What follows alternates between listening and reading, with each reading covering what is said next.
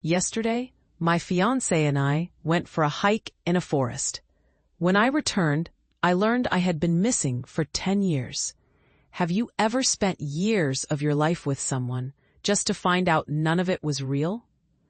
I met Andrew when I was 22, working as a bartender at a gritty little bar that smelled like spilled beer and regret. He was this incredibly outgoing guy who could brighten the mood of anyone within 15 feet of him. One night, after my closing shift, he came in for coffee and waffles at the diner across the street. The chemistry between us was instant, like lightning striking a dry forest. We started dating soon after, and Andrew became the anchor I needed to stay grounded when life felt like it was spiraling out of control. He embraced my love for B-movie horror, and in return, I reluctantly joined his outdoor adventures.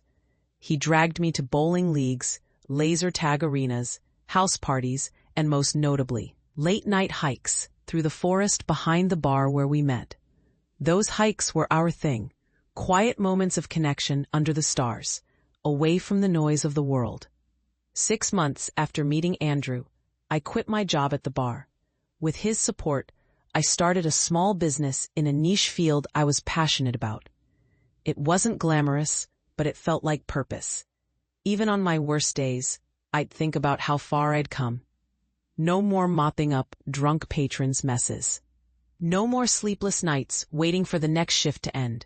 At a 40th anniversary screening of the Rocky Horror Picture Show, Andrew proposed during the Damn It Janet scene. His friends, and eventually mine, cheered as we celebrated with drinks afterward. 2 years after that fateful night at the bar, my life felt like heaven. Fulfilling work, new friendships, and a man I believed was my soulmate. But then came the hike. "Hey, I found the perfect place for a picnic and hike," Andrew said one day as I folded laundry in his basement. I was exhausted from our packed schedule. Between his endless social circles and the wedding planning, we'd barely had time to ourselves. "I was hoping we could just stay in today," I replied, not annoyed, but worn out. Moving into his house had been a whirlwind of projects, parties, and plans. The thought of another adventure felt overwhelming. "Come on, Christy." Andrew wrapped his arms around me, nuzzling my neck. We haven't had any real time alone in ages, just the two of us. His voice was persuasive, and I relented. He insisted on a 3-hour drive to a national park he claimed we'd heard about from friends. I dozed off during the trip, waking up when he finally parked. The forest stretched endlessly before us, and I couldn't help but notice how eerily quiet it was. No hikers, no signs of life, just the two of us in this vast, untouched wilderness. "Where did you even hear about this place?" I asked as we packed our gear. "Sam and Frankie mentioned it during a bowling night," he said, his grin infectious. "You know how they talk." I laughed, but something felt off. The silence was too heavy, the stillness too absolute. Still, I let it slide, eager to enjoy this rare moment of peace with him. The hike started innocently enough, our usual banter, shared laughter, and stolen glances as we walked through the trees. But as we reached a cliffside picnic table, I noticed how empty the trail was. "It's weird we haven't seen anyone," I said. "Maybe we just didn't notice them," Andrew shrugged, stretching his arms. He took off his shirt, and I couldn't help but admire him. Tall, lean, the way the sunlight caught in his blonde hair. We snapped a few photos, our laughter echoing through the woods. Then came the deer. It startled us both as it leapt from behind a tree, sending my phone tumbling off the cliffside. I screamed in frustration, watching the device shatter below. Andrew tried to console me, promising we'd get a new one. But I couldn't shake the sense of loss. The memories trapped in that broken screen, the life we had built together. We found the phone and stashed it in his bag. The rest of the hike was tense, the silence between us heavy with unspoken words. At one point, I caught a flicker of something on Andrew's face when I refused to go further at the spring. But he shrugged it off, offering me water from the stream instead. The water tasted strange, metallic, almost sour. I took a small sip and felt a sharp pang in my gut, but I didn't say anything. We continued on, crossing an old wooden bridge that groaned under our weight. Halfway across, the wood gave way with a loud crack. I screamed as I plummeted into the abyss below. When I came to, I was lying on the forest floor. Andrew crouched over me, his face etched with worry. My left hand was bandaged, my jeans torn, and my right shoe missing.